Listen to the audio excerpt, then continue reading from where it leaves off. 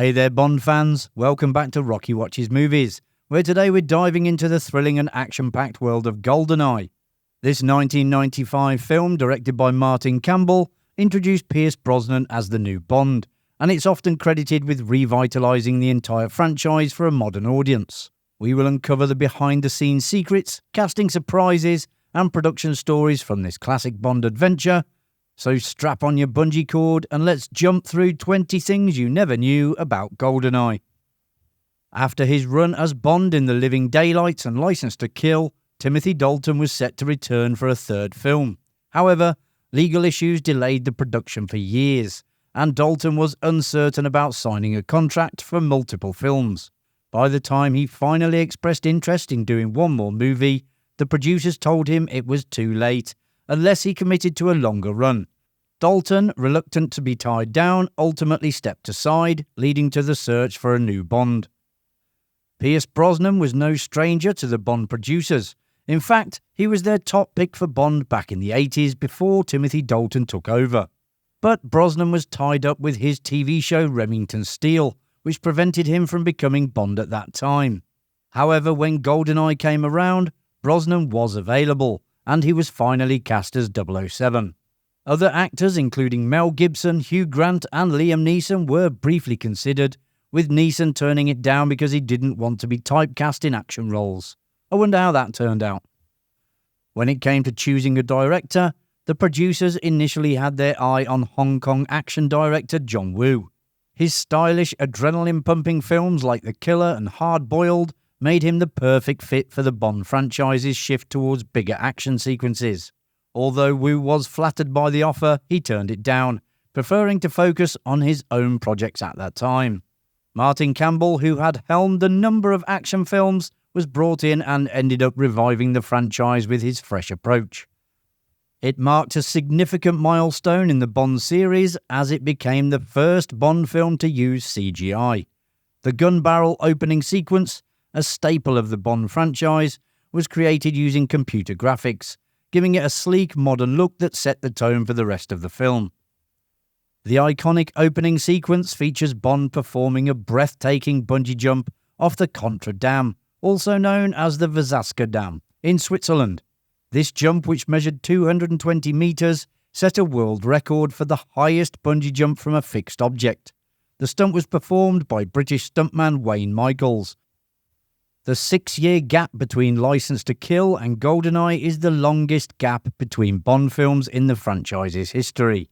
The delay was caused by legal disputes over the rights to the series, which put the future of Bond in jeopardy.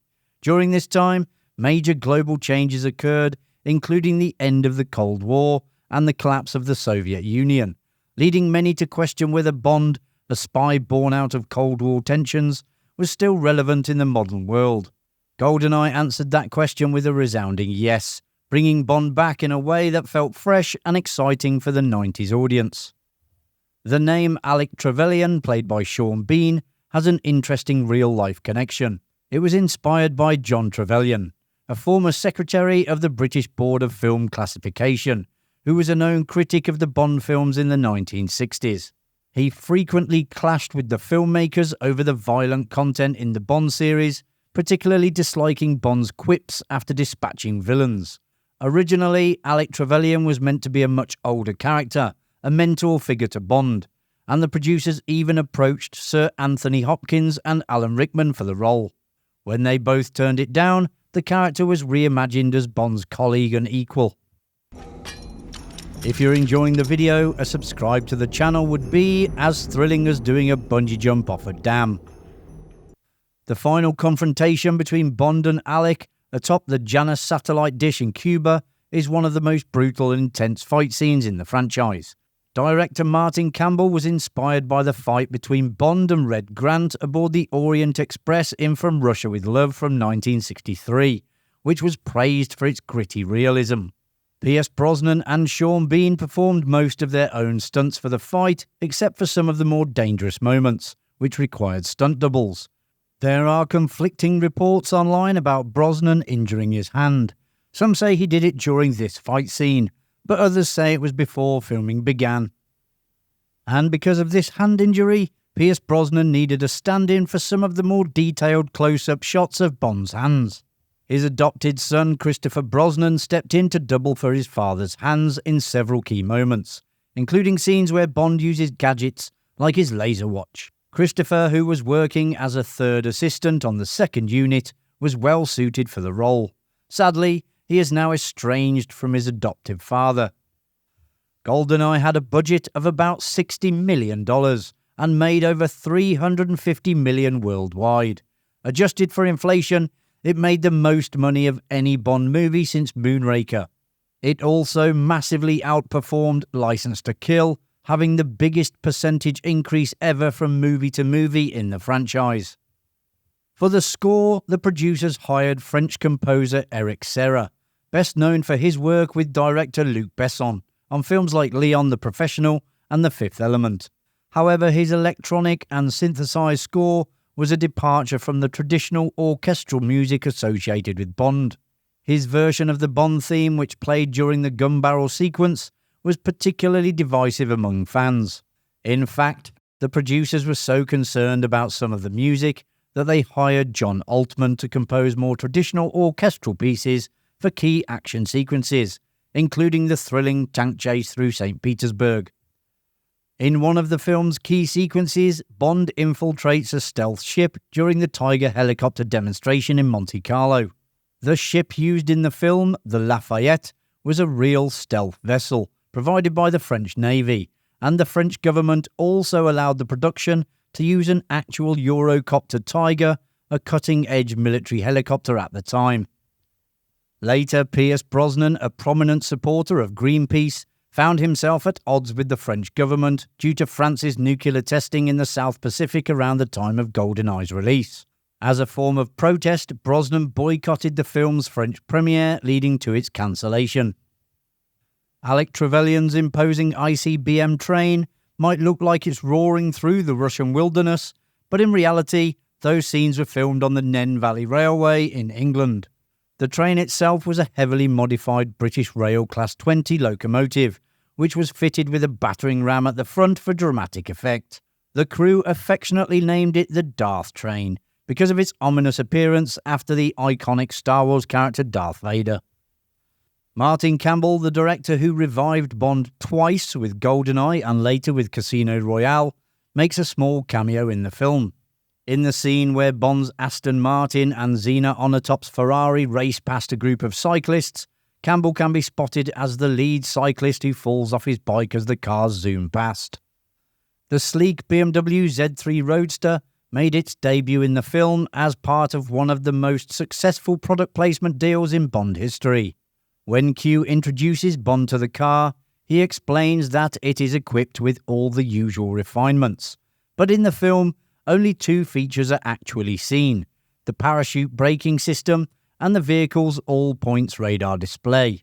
This was because the deal came very late in the film's production, and the German car manufacturer would only provide the Bond team with a prototype that could not be damaged. Though the car didn't feature prominently in any action scenes, its mere appearance in the film caused a massive spike in sales. BMW even created a special 007 edition of the Z3, which sold out within a day of its release. The intense car chase between Bond's Aston Martin DB5 and Xenia Onatop's Ferrari 355 was a highlight of the film. The Ferrari was rented, not donated, for the shoot, and to prevent the car from skidding out of control, the stunt team fitted nails to the tyres. Unfortunately, during one take, the Aston Martin collided with the Ferrari, causing $80,000 worth of damage that had to be repaired overnight. The name Goldeneye was inspired by Ian Fleming's Jamaican estate, where he wrote many of the Bond novels. Fleming named the property after a British intelligence operation he devised during World War II. The estate is now a luxury hotel and resort. The title song was written by Bono and The Edge from U2, who were inspired by Fleming's Goldeneye estate while staying there. They later played the song for Tina Turner, who loved it and agreed to perform the track. While it became a classic Bond theme, the song did not chart in the US, but managed to reach number 7 on the UK singles chart. Goldeneye was the first James Bond film to be shot in Russia. However, the filmmakers were told that each member of the production needed to have a bodyguard, creating an insurmountable risk and cost that the producers could not authorise. So only essential crew members visited St. Petersburg, while the cast remained in the UK. The production faced challenges from local authorities and military personnel, who were concerned about the filmmakers potentially damaging historic landmarks. At one point, the film was halted, and the Russian army was called in to inspect the situation. After negotiations, filming resumed, but much of the tank chase had to be filmed on a replica set back in the UK. And there you have it, folks. You now know a little bit more about Goldeneye. If you enjoyed the video, which I presume you did as you got this far, hit that like button and subscribe so you don't miss any future videos coming to Rocky Watches Movies. Thanks for watching. I'll see you in the next one. Bye for now.